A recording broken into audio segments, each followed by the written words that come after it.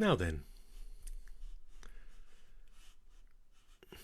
if I've got this right, I will be appearing live on the screen. So I hope everyone's well. And as ever, devices are sending my voice back in a loop, so I'll just get rid of myself. I think once is enough. I've got my bonsai tree. In fact, I'm going to stop sharing so I can say hello properly. Hello, everybody. I hope you're well. I wonder what you've got to munch today. I have taken the bold step of just chopping my mince pies up and they've sort of collapsed. But jolly delicious they will be. I think I'll avoid munching them on microphone and talk to you politely first. But I hope you're doing well. We're joined today not only by the usual frog, but by a very seasonal little tree, sort of bonsai Christmas tree. It has been cold lately, and a little tortoise from my childhood, which my mother was clearing out the house recently and said, not sure whether we'll keep this, so I thought I would. So say hello to him as well. The first thing I wanted to say was thank you so much for your forbearance last week when I had to cancel. And I was really touched by all the kind messages for my father. I passed them on. I think he might have read some of them. He's been on the page to have a look. And I think it's really heartening and touching when people take the trouble to write so kindly. He had a really rough experience in the hospital, but he's recovering now, and he's just obviously having to isolate. And he's being very well looked after by my mum. So thank you so much. It's nice when social media is there for the right reasons, which is to connect and support. And it's just what we all need at the moment. So I'm very grateful. Today's talk is hardly the well-prepared lecture I imagined. Here's the second page of notes I've made. I got interrupted this morning, but actually I'm treating this a bit like coming into the common room with you, and we have a bit of a sort of chit chat about what's in our heads, and I've got some lovely recommendations for you as well. So perhaps I'll start with the recommendations today. I think the first thing was I have been a bit nostalgic this week, and I started to look back at what I was doing a year ago. And a year ago I was rehearsing the Renaissance Singers, and we were getting ready actually for our Christmas concert. And who would have known, like innocent tourists in a kayak going over the rapids, what we were heading towards in 2020, and that this would be my penultimate concert with the Renaissance Singers for the time being. So I'm just going to show you a little bit of that concert, which I was rehearsing exactly a year ago and which we gave about a week later. And this is so jolly. This is a bit of Francisco Guerrero's Niño, llorando. It's about a crying child. And we're going to go and meet it in the manger, meet the little boy in the manger. And while I'm not very proud of my sort of Shakin' Stevens hip swinging, I am very proud of the choir's willingness here to get rhythmic, try and be Spanish about the text and the spirit, and also to sing really stylishly together in a very dry acoustic in what was, I think, the Grosvenor Chapel. Let's have a little bit.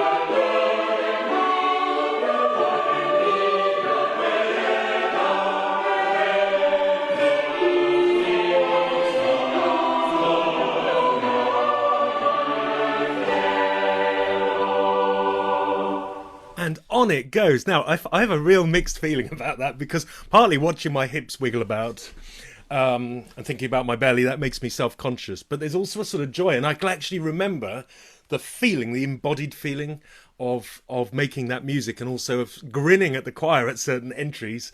And really what I'd have liked, I think, is for some slightly tipsy Spaniard to come out of the audience with a tambourine and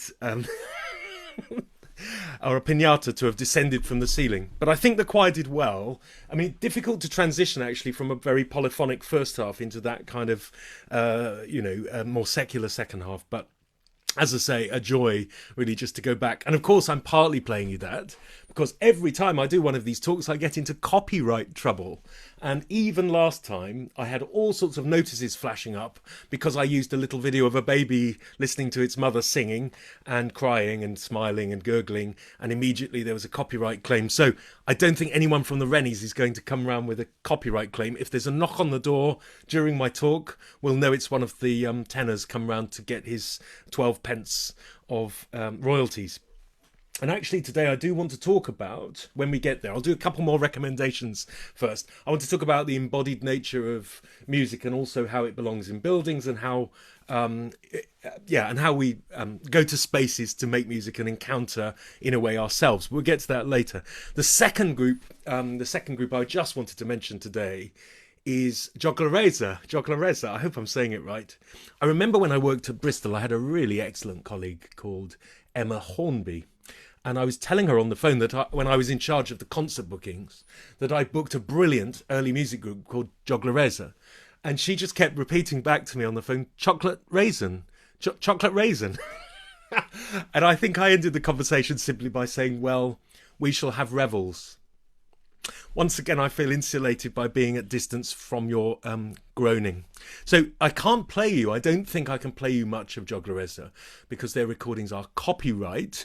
On the little information pad at the side of the video, it says see more for details. And in that, and on my Spotify list, there are a couple of tracks. Spotify has a couple of Jogleresa tracks, which I think you'll enjoy. But I did find this very recent bit of video, which is of Jogleresa rehearsing in Canterbury Cathedral just a few weeks ago. Now, I think this is a bit of quick capture footage. It's not copyright, so I'm going to pray that it's okay to play it. If it isn't, then I shall try and get in touch with the brilliant leader of the group, Belinda Sykes. Silver needle and silken thread,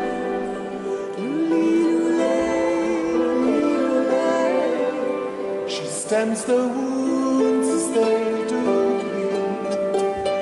The falcon hath borne my mate away.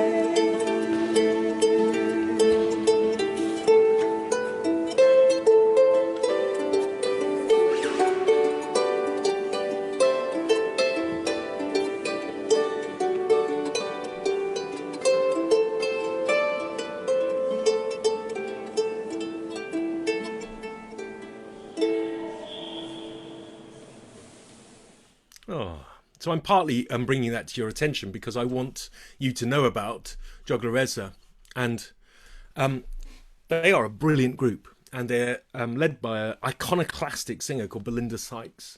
And I had them come down to work with my students in Canterbury a couple of times. Firstly, she's very empowering for nervous female singers because she basically gets them to stand up, put their shoulders back and produce their voice. She's also really encouraging with freeing the voice and getting people to sing in a more naturalistic way. But the appeal for me is someone who came from the folk side into early music. As a fiddler, I used to run a Gjeilo band as a teenager. You know, I was quite trendy, hip teenager. So there was I in my checked shirt and floppy hat, running a Gjeilo band and playing lots of Scottish and Irish fiddle tunes. And that's the way I went in actually to early music, and singing came slightly after that. And what they have is that bridging quality between a kind of Steel Eye Span folkiness and then across towards people like Symphony, David Munro. And Belinda Sykes and her group are very experimental. They're unabashed in their jokey experimentalism. So they've got a wonderful album called, I think it's called Nuns and Roses. It really makes me laugh. And they have several real crossover folk to early music albums. So I really recommend them to you. I went to review a concert of theirs perhaps 20 years ago, about 15 years ago, and I ended up with tears in my eyes, but also my whole body moving to their music. As an early music gig went, they were dressed very informally, lots of flowing, loose clothes. There's lots of dancing, and some members of the audience danced down the aisles and around the stage. And it, again, as with Gjeilo, it made me think a lot about the nature of concerts and how people are sitting in serried ranks, listening respectfully to music. And of course, a lot of music deserves that, if it's serious or sacred, complicated, intellectual. But there is a crossover into the physicality of music, and that's interesting to me. So I'm really recommending, go and check their discs out. The Christmas disc I like is called In Hoary Winter's Night, and it's quite an old disc. There's a couple of videos on YouTube of sections of that. If you like them, buy the disc, they're great. The last, and of course people are mentioning Robert Hollingworth here and Gjeilo, and I think that's a great reference, because what Robert Hollingworth does is also to question the nature of the concert situation, and also to remind us of the kind of original circumstances and intention, while being thoroughly and unapologetically modern, often very postmodern, sort of ironical in the way he treats music. But we need people like this basically to keep shaking the tree and to stop us becoming uniform and dull. And it's because early music as a movement is made of two streams, I think. There's an Oxbridge London stream of professional choral singers who are brilliant at any music, but perhaps choose to specialise into polyphony.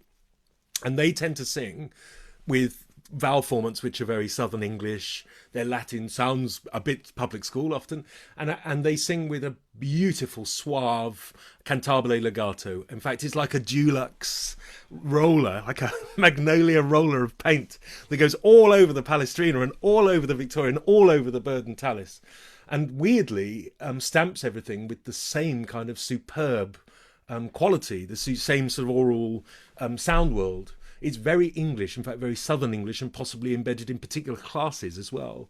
But it's quite superb, and we lead the world at it. But it's not the only way of doing that music. And then there's this other rebellious movement that comes often more from a pop folk instrumental side, and which tends to play with repertoires outside the church, and then sometimes feeds those approaches in. And I do worry, actually, when I look around at the kinds of people who come to workshops, online events that substitute for workshops and concerts, that actually we are not generating the buzz and the energy and the naughtiness that early music needs to have. I think we need really to make sure that there is a sense of experimentalism and risk in this music all the time, which in a way refers us back to the discussions about authenticity, which originally, I think, came out of an urge to be correct and to honour the music, rather than an urge to be inspired by the possibilities from the past. And so the thing about the historically informed side of things is surely that you take that evidence and you use it for your creativity, and you swim freely with that music. You don't use it to nail down every quaver and minim of your music until actually it's sort of dead, but it's right. Now, those are very extreme things to say, obviously. Groups of all kinds produce quality.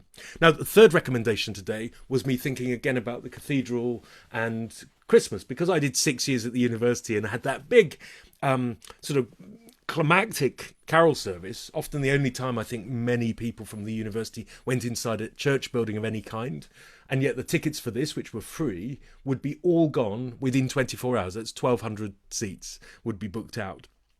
And a couple of years ago, no, a bit longer, we did an amazing setting of O Magnum Mysterium by Gjeilo. Gjeilo, that's for Matthew, because he likes my pronunciations of special foreign names and words. And if you think about it, it was all yellow. No, bad. So this piece by Gjeilo, who is in fact, I think now living in California and writing film music and having a wonderful career, has a cello or a violin part. And I'm going to play you a little bit of a concert performance, again in the expectation that this video will then be taken down. Let's see what happens. So this piece resonated around in the dark, and rather like the piece I talked about last time, the Sandstrom, it generated a very special atmosphere through its simplicity and its sort of focus. So this is Gjeilo and his Serenity. Let me see if I can join you in the screen. And this is a live concert performance, which I'm hoping is not a copyright problem. Let's see.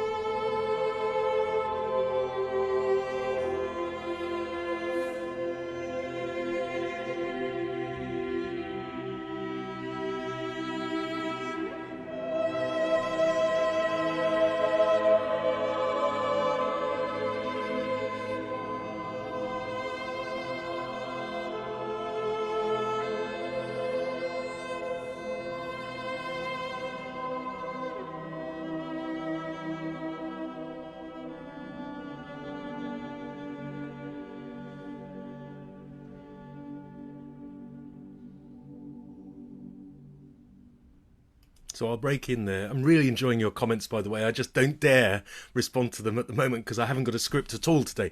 I just wanted to freeze on this picture of people listening.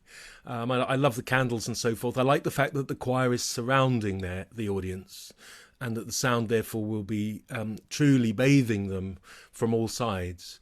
I actually like seeing the soprano sort of slightly fiddling with her music book and losing her place, and there was sort of wires and things behind and a coat slung over her. These are all things in the room with the music, but above all there are all those people paying attention to it. I mean, not the woman on the right in the third row there, she was looking around and nudging somebody, but most people are choosing to listen in a very interior way.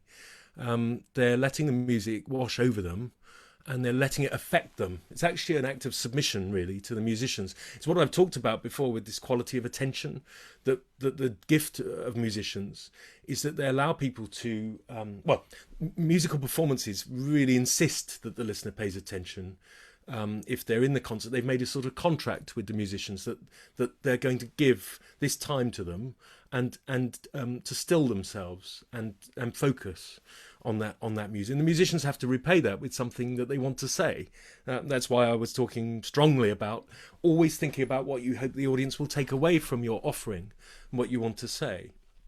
And so what musicians are missing now is not just the money that comes out of people's pockets so that they can enter the space to be with them and witness but they're also missing the attention and the presence of people who've come in from their daily lives and who have submitted themselves to the idea that they might be moved and connected with in a space communally. And what's so remarkable about that, really, is that the attention is directed inward. It's an interior experience, but at the same time, of course, one is profoundly aware of being in a space with other people. And that's why there is this contract of behaving and paying attention in particular ways. But I think as a musician, that's the privilege, is connecting and drawing a tear, drawing a smile. And I think for all of us, this is what we're missing. So that was Gjeilo, and his piece is called Serenity, O Magnum, Mysterium, but they're all in the Spotify list. And I have very strong memories of that. Of course, as a performer, the nightmare, and I'm sure those of you who conduct and sing have already thought of this, what happens during that piece is the choir's a bit nervous. And so they've never done it before, but they might go a bit sharp because they're like, there's 1,000 people, we're in the cathedral. And what happens, of course, gradually is that they might creep a little, then they might relax a bit and go a bit flat. Now, the cello can't really indulge in that kind of stuff. I mean, the cello might go out of tune with the humidity changing or something. But I certainly found that we had a very, very good student cellist. And basically she was adjusting to stay in tune with the choir, because there's a whole section in the middle with no cello, and then the cello has to come in on its own. So it's one of those slightly nightmarish things. So thinking about that experience of music, I remember that Vaughan Williams talked about a musical score telling us no more about the experience of music than a railway timetable tells us about the experience of the journey. And I think it's a very good analogy, because we can all look at a piece of music and think about what it means. And I think often musicology has been very keen to draw meaning out of structures of notes, harmonic analysis, motivic analysis. But in the end, what the music comes to mean is what is experienced as much as what is already embedded in the text. And I'm sure there are people watching who are expert in history and literature and other fields, and I hope that has resonances for them too. It's the same with a film script, perhaps, or a play script. You could read the script, but you don't get the experience of those particular performers at that particular moment. And I think, therefore, music is not just that structure that we bring, that those notational residues on the page, those symbols, which must be converted back into sound in this analogue way by breath and by muscle and by the resonance of string or reed. But it's also the location and the landscape we're in, and the food we might eat together if we've gone on holiday and we're experiencing music in a special place. The architecture around us, the other people sitting in the space with us, and then those very particular musicians and their energy that comes into the space. And if you're going to a church ceremony, say, actually, if you go on an Advent service, and you're in the darkness, and then the candles are lit, and the clergy process, there's a sense of, quite rightly for Advent, expectation, mystery, drama, and the music makes sense in that extra dimension at that particular moment. So for me, you see, coming back to this idea, that is a form of authenticity. The authenticity is placing the music back into situations which are living, breathing places, buildings and people, costumes, rituals, and all the adrenaline actually that goes with that is all part of how the music will be made. And that's why, as a conductor, and I know Matthew's here and there'll be other conductors watching, that as you prepare a group for performance, it's never enough just to correct the notes, but you should always be driving them towards the kind of shaping and dynamic and drama that you want to evoke in the performance moment. Because just to stray a little bit into the conducting art, I think that a conductor who suddenly inserts those things only at the moment of delivery is liable to completely tip up all the group's efforts, unless they're professionals and they know what's going on.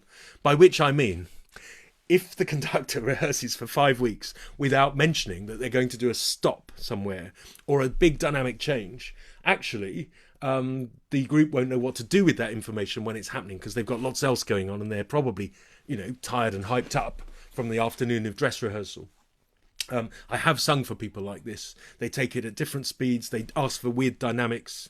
So for me, I've always decided, having watched bad conductors and great ones, I've always decided that you should build him from the very first introduction to the piece, the first run through. You should drive the piece in exactly the direction you intend for the performance. Of course, we can be inspired in the moment, but we need to lay down everything like a series of benign memory mines, which will go off all the way through the piece. And that's the conductor's job. The conductor's job isn't to be dramatic or trip the group. The conductor's job is to support the group to the moment of performance, and the best way to do that is by utter consistency all the way through, from the moment you bring the piece into the room for the choir. So the cathedral's been on my mind because of all those past wonderful privileges, experiences of going in and performing there. And actually, it made me think back to a brilliant talk I went to by Heather Newton, who's the head of conservation at Canterbury Cathedral. And she brought in a block of stone. And I think in my little PowerPoint, you might have glimpsed on the third slide, I put some pictures of stone blocks. There we are. So actually, the thing with Canterbury is that they get the most important stone from the very same seam of stone in Caen, from which the cathedral was originally built. I mean, that is just extraordinary.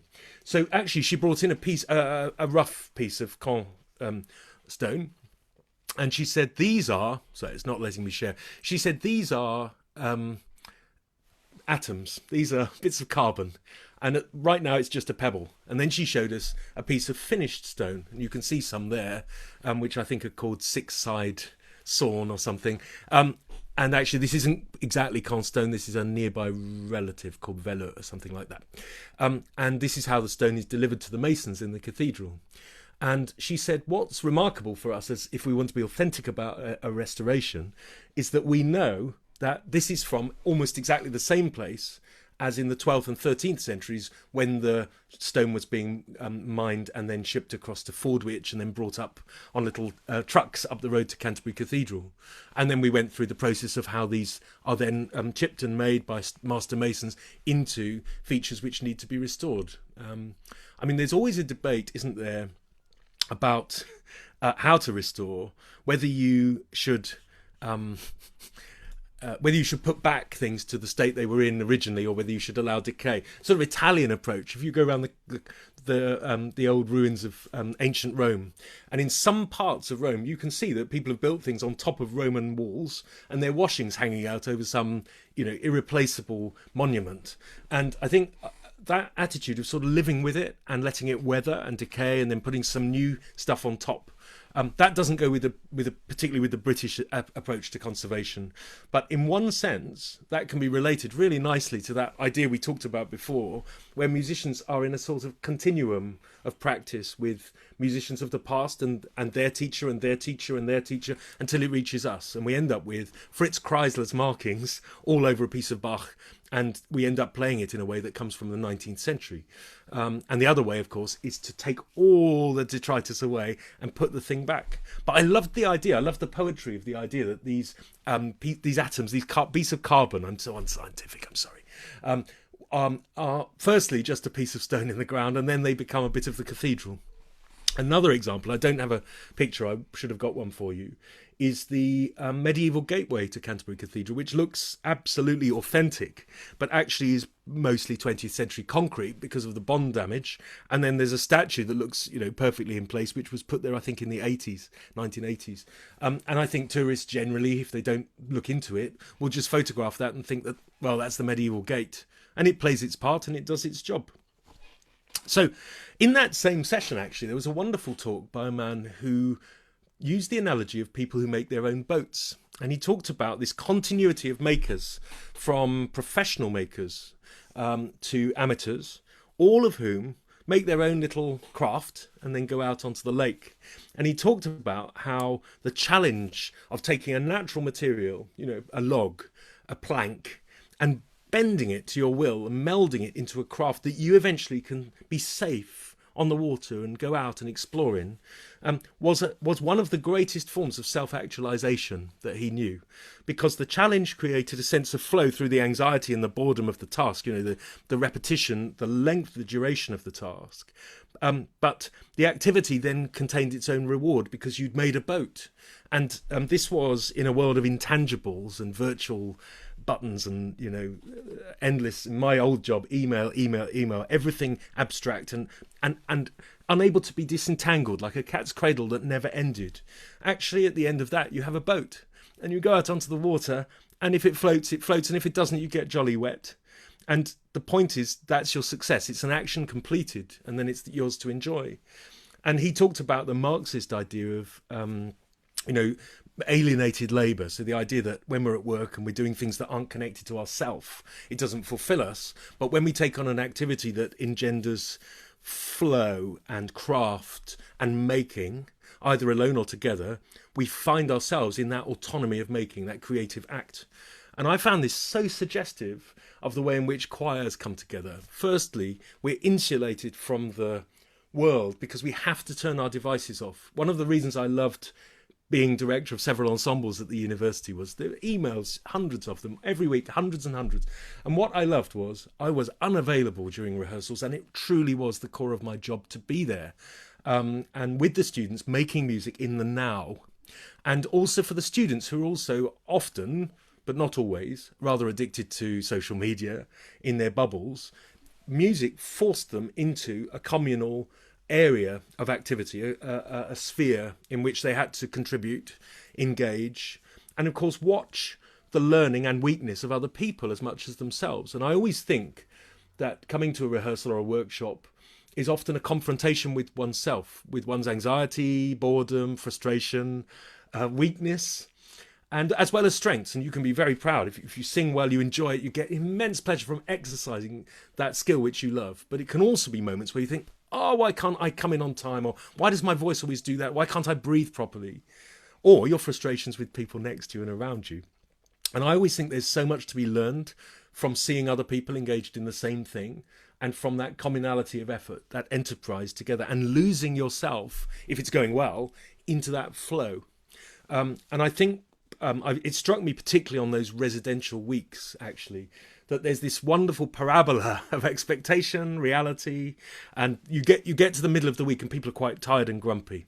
And it's partly because all the dreams and the planning of the trip they've arrived, they've experienced the place, the food, they've walked around, they're happy with their room. Then the tiredness of rehearsing for hours every day kicks in. And then the frustration and the realization that this is how it's going to be. This person here is always going to be flat. This person's always going to clear their throat in an annoying way. There isn't enough light. These things, these petty things, start to impinge on the dream, the envisaged reality. And then what happens, of course, is people go through the sort of veil towards the end.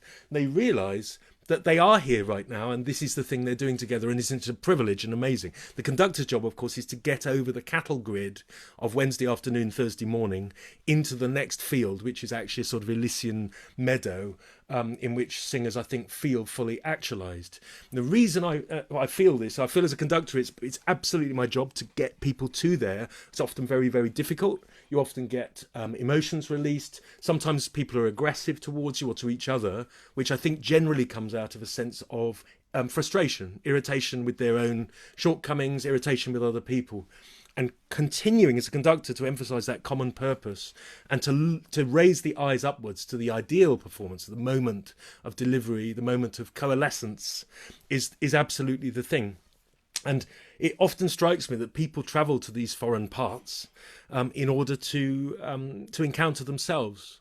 They sort of come home to themselves. And one of the things, I'm not sure I know often how I feel about things. I don't process things very well. I put them aside. Goodness knows how other people operate. They're a mystery, right? We're all in our own envelope. The thing about polyphony in particular is it provides an arena which is both autonomous and collective. So it's because the level of the music in general is just simple enough, but challenging enough to provide people with a level of stimulation and difficulty, but also security within a harmonic basis, with hearing the other entries coming in, the notes are there. And what this means is that people feel empowered within a web. and they feel empowered within that nexus as they make music together. They feel the vibrations in their bodies, and they start to realise that they're part of a greater whole. Actually, I'm quite emotional just thinking about it, and watching that happen as a conductor is an amazing thing. But my goodness, it's a trudge sometimes, and sometimes you don't reach the Elysian field. You don't get over the cattle grid. You just get your ankle jammed in between the bars, and that's okay because you tried.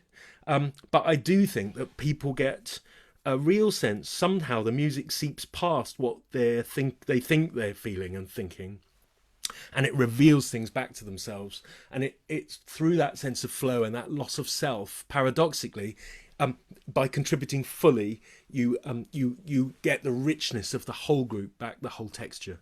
I got a little bit of audio actually to play you from, and I'm going to stop in a minute. I see I've gone past 1:35. This is okay, I think, for a completely unprepared talk. I'll do a bit better next time. I'm going to write a bit more down. Can I play you just a little bit of sound? This is from a CC. I'm just going to share the sound. So this is from 2014. And this is the beginning of a performance of some of you, I think, were there, one or two of the people in the room. This is a performance of a piece for St. Francis, who, of course, is buried in the Basilica. And some people were very emotional about being there. And there you've got the Giotto frescoes, and you've got you're at the end of a week of intense aesthetic overload and also very hard work. And the group has bonded. And there we were, under Giotto's amazing paintings, singing this thing. So I'll just play you a little bit. And I think for many people, this was a moment where it becomes real, and all that effort coalesces into a moment for them. And that's the thing that you want them to take home. A sustaining flame that said, I was there in the midst of this web of sound, in this space, in this architecture.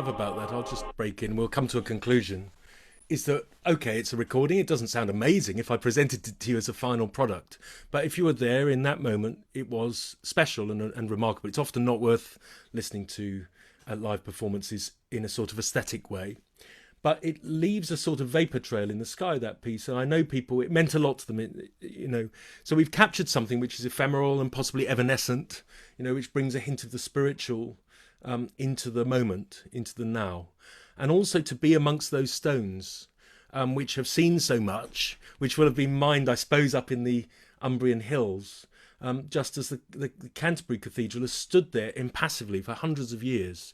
To take over that space for just a moment, to release the breath, and to be present is the end goal for all musicians. It's a privilege. Okay, I'm going to wrap up because these mince pies... I think the calories are still the same, even though I've broken them up.